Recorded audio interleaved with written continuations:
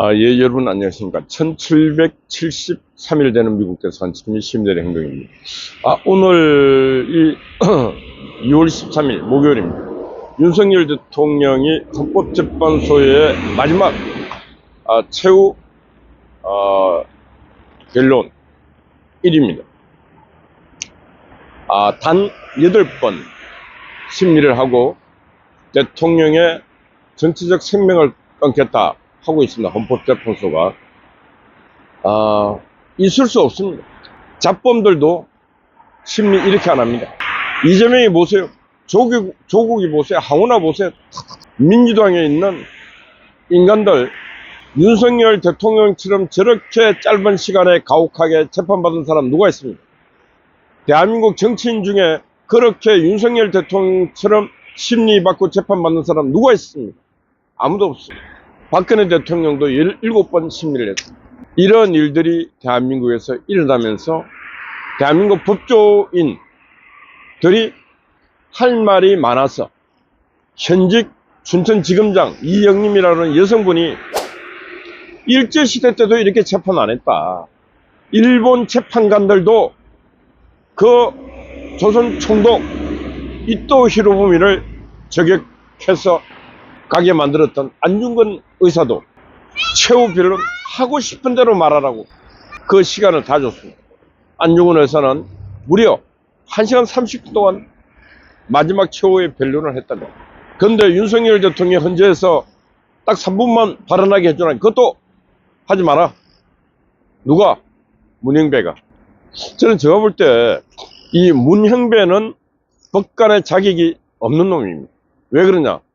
잡범들도 그 법정에서 판사님 저 말씀 한마디 드려도 되겠습니까? 하라 그래요. 일반 법정에 어지간한 판사들도 잡범이라 할지라도 판사님 드릴 말씀이 있으면 하라 그래요. 근데 한나라 대한민국 국민이 선출한 대통령이 헌법재판소에서 딱 3분만 말하자는데 하지 말라고 하는 인간이 그건 판사가 아닙니다. 그럼 판사가 아니면 뭐냐? 그는 이미 목적을 갖고 있는 정치 이념꾼이다. 이렇게밖에 규정할 수 없어요. 그 춘천지검장 이영림 지검장이 검찰 내부망에 그렇게 글을 써 올린 것은 이미 자기의 신분, 자기의 직위를 포기하고 그런 말을 하는 겁니다. 누군가는 그런 말을 해야 됩니다. 누군가는. 노블레스 오브리지. 윤준이라고 하는 서울고등법원장이 퇴임하면서도 증언을 했습니다. 서부지방법원에 그 일어났던 폭력 사태에 대해서 법원도 판사들도 자성하라고 한번 되돌아봐라. 얼마나 사법부에 대한 신뢰가 무너졌으면 지금 이런 일이 생기고 있는가? 이런 일이 왜 일어났는가? 판사들도 자성하라. 저는 사법부에 이렇게 불신을 심어준 인간이 누구냐? 문재인입니다. 문재인이가 대통령 되고 난 뒤에 사법부를 그냥 군합발을 밟아버렸습니다. 양승태 대법원장을 감옥을 보내면서 판사 100여 명이 검찰로 끌려가서 조사를 받고 양승태 대법원장은 구속이 됐습니다. 한나라 사법부 수장을 감옥을 보내면서 판사들, 자기의 입맛에 맞지 않은 판사들 다 손을 봤습니다. 그 빈자리에 바로 지금의 문제 있는 인물들이 다 들어가 앉아갖고 더 불신을 더 키우는 것입니다. 이 문재인 이 인간이 이렇게 만든 장본입니다. 그래서 지금 대한민국 사법부는 더 이상 어디 쓸데가 없을 정도로 지금 망가져 있습니다. 망가되어 있습니다. 저도 제가 재판을 받았지만 저는 1심, 2심 판사들이 이게 판사인지 저는 진짜 존경심, 일말의 존경심도 없어요. 자국 대한민국 국민, 법관도 국민의 생명과 재산을 냉철하게 보호하고 심판해야 됩니다. 그런데 저를 구속시킨 판사는 저 얼굴 한 번도 못 봤습니다. 재판을 5년 동안 판사가 4명, 5번 바뀌는데 구속시킬 마음의 결심을 했으면 얼굴이나 피고 얼굴이나 한번 봐야 될 거 아닙니까? 얼굴 한 번 보지 아니하고 구속시키는 놈이 이 대한민국 땅에 어디 있습니까? 그런 놈이 판사였습니다. 공무집행 방해. 아니 그 민주노총이 그 많은 사람들을 패고 경찰관 공무를 집행하는 경찰관들 폭력으로 행사하고 할 때 공무집행 방해로 구속시키는 놈 하나도 없어요. 저는 왔는 검찰 직원들 옷에 손 하나 안 댔습니다. 검찰이 압수해 왔는데 딱 이래갖고 그것도 나이 어린 인간이. 그래서 제가 손을 내놓으라. 이게 죄인 아무도 없다. 그래도 그 인간이 손을 안 내놓고, 그래서 몇 마디 했는 것밖에 없어요. 그걸 공무집행 방해라고 구속시킨 놈이 바로 대한민국 판사들입니다. 대한민국 사법부가 얼마나 권위가 무너졌고, 대한민국 법치가 얼마나 고무줄 법치고 엿장수 만도 못한 재판을 하고 있는가. 서부지방 사태에 대해서 지금 오늘 아침 뉴스를 보니까 정강훈 목사에 대해서 폭동방조죄로 조사를 하겠답니다. 폭동방조. 그러면서 정강훈 목사가 저 연설할 때 이제 국민은 제한권을 행사해야 된다. 국민은 누구나 대한민국 땅에서 그런 말 할 수 있습니다. 권력 행사가 불이하게 사용될 때 이 제한권을 행사해서 이 불의를 바로잡아야 되겠다. 이런 말 할 수 있어요.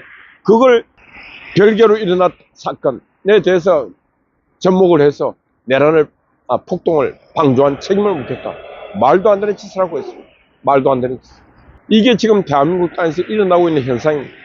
여러분, 2005년도에 쌍용 자동차, 평택인가 쌍용 자동차, 그때 노조가 민주노총이 그 쌍용 자동차를 77일 동안 점거하고 그 경찰관 100여 명을 부상시키고 뭐 차량 공공기물을 파손시킨 것도 엄청납니다. 이게 진짜 이게 폭동 아닙니까? 그게 2005년이었어요. 2015년도 뭐 민중봉기 한다고 하면서 민주노총이 집회를 하면서 경찰관 110명인가 뭐 해가 눈 실명까지도 오고 경찰 차량이 50대가 파손됐습니다. 이건 내란 사태, 준내란 사태 아닙니까? 2018년도 국회 앞에 가고 또 국회 민주노총이 진입한다고 해서 담벼락을 허물고 2016년도도 민주노총이 박근혜 대통령 탄핵하라고 국회 담벼락 다 허물고 그랬어요. 책임 뭐 물었습니까? 폭동이라 그랬어요? 안 했습니다. 권력이 있고 집단화된 힘이 있는 자들에게는 그런 법의 잣대를 갖다 대지 않고 아이들 아무 힘도 없는 아이들, 그 개인들의 생각을 갖고 움직이는 아이들에게 폭동죄를 씌워갖고 구속시킨 이 무도한 자들입니다. 무도한 자들. 그리고 이들을 뭔가 변호하는 말을 하면은 다 동조자래, 동조자. 절대 권력은 절대적으로 부패하고 부패한 권력은 반드시 망합니다. 지금 저는 대한민국 사법부, 입법부, 권력 행사하는 자들 반드시 망합니다. 그리고 그 죽은 노릇하는 이 경찰, 이 잘못된 경찰들 참 불쌍합니다. 불쌍해. 경찰들 불쌍해. 명령에 죽고 사는 군대도 보면은 대통령이 명령 내려도 지가 생각해보고 안 가잖아요. 이번에 다 봤잖아요. 지가 생각해보고 안 갔어요. 안 가. 대통령이 일단 명령을 하면은 국군 통수권자가 명령을 하면 가야 됩니다. 일단 진격 앞으로 하면 진격을 해야 돼. 근데 지가 생각해보고 진격하면 죽을 것 같아. 안 가야지. 그런 군대, 그런 나라는 존속할 수가 없는 거죠. 근데 지금 경찰을 보면은 이것들은 막 절대 명령, 절대 복종, 나쁜 명령도 막 수행해. 국민을 위해 명령은 수행하지 않고 민주당 이재명이 내린 명령은 열심히 듣고 있습니다. 그래서 제가 경찰관들 보면 참 불쌍합니다. 불쌍해. 한편으로는 한심도 합니다. 저런 경찰이 대한민국 경찰이라 하는 게 참 비감합니다. 비참해. 이게 지금 대한민국에서 사법 질서가 무너지고 사법부가 신뢰받지 못하고 사법부 판사들이 지금 완전히 패거리 작당짓을 하고 있고 법정 안에서 간첩에 대해서는 인권이 엄청나게 보호받고 있는데 대통령에 대한 인권은 없습니다. 간첩은 인권이 있어도 대통령은 인권이 없는 세상입니다. 그리고 거기에 이념이 묻은 자들이 인권위원회에 쳐들어가고 지랄하고 있지 않나. 인권위 직원이라는 것들이 대통령 인권에 대해서 인권위원장이 내린 결정에 대해서 인권위원장 물러가라고 집회를 하고 있잖아요. 이게 진짜 개판의 문제입니다. 그러니까 지금 국민은 생각 있고 양식 있고 상식 있는 국민은 대한민국을 대개혁을 해야 된다. 저도 그렇게 생각합니다. 개혁하지 않으면 이건 살아갈 수 없는 정상적 생명이 살아갈 수 없는 형태가 된 나라가 지금 대한민국이다. 그래서 대한민국 대개혁, 그건 국민 저항권을 행사해서라도 개혁을 해야 된다. 잘못된 권력을 행사하는 자, 헌법재판소에 앉아있는 저 법관들이 진짜 자격 없는 무자격자들이 앉아서 한 나라의 국법 질서와 국민의 선출한 대통령의 정치적 생명을 끊겠다고 하고 있는 게 말이 되는 소리입니까? 안 되지 않습니까? 그래서 많은 국민들이 분노하고 있고 그 분노의 불길이 부산, 대구, 이번 주 토요일 날 광주인데 광주로 가는 모든 차편이 지금 다 매진됐다는 거예요. 이번 광주는 광주시 역사에서 가장 많은 인파가 모여서 전라도 광주여 빛골의 역사를 다시 찾아라. 정치 이념에 찌들어 있는 것에서 깨어나라. 전라도 광주 가보세요. 많은 국민 여러분. 북한하고 똑같습니다. 전남도청 보면 북한 노동당 당사처럼 딱 그렇게 되어 있어요. 정치에 찌눌린 도시는 발전이 없습니다. 지금 금남로 충량로를 가면 그 충량로가 바로 금남로 붙어 있습니다. 가면은 도시가 죽어 있습니다. 민주당 국회의원들 나쁜 놈들입니다. 광주에서 모든 피를 빨아먹으면서 정치적 피를 빨아먹으면서 광주를 위해서 해놓은 게 없습니다. 근데 광주 시민들 거기에 침묵하고 있습니다. 침묵할 수밖에 없습니다. 왜? 민주당 당원들, 5.18 유공자들, 그들만 특권을 누리고 있습니다. 일반 광주 시민들은 거기에 짓눌려서 아무 소리도 못합니다. 왜? 그들이 정치 깡패들이기 때문에.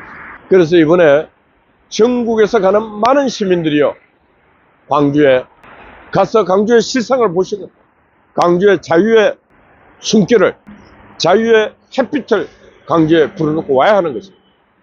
그게 이번 토요일 날 광주에서 일어나는 자유의 햇불이 광주를 태울 것입니다. 강기정 같은 그런 폭력배 깡패가 광주시장을 하고 있지 않습니까? 차량에 방화를 하지 않나? 국회의원 입을 틀어막지 않는가? 폭력 행사를 하지 않는가? 거의 깡패 잡범이 지금 광주시장을 하고 있어요. 그러니 광주가 뭐 발전을 할 수 있겠습니까? 깡패 잡범이 지금 광주시장을 하는데 광주 시민들 중에 말 잘못했다가 어떻게 될지 모르니까 이재명이랑 비슷한 놈이 강기정입니다. 지 말 안 들으면 행정명령 내려가 정신병에 보내든 아니면 뭐 어디 치워버리든 그렇게 할 수 있는 놈이 강기정이다. 그런 놈들의 집단이 바로 민주당의 집단이다. 그래서 우리는 싸워야 하는 것입니다. 이재명 주변에도 5-6명이 지금 숨을 거뒀지 않습니까?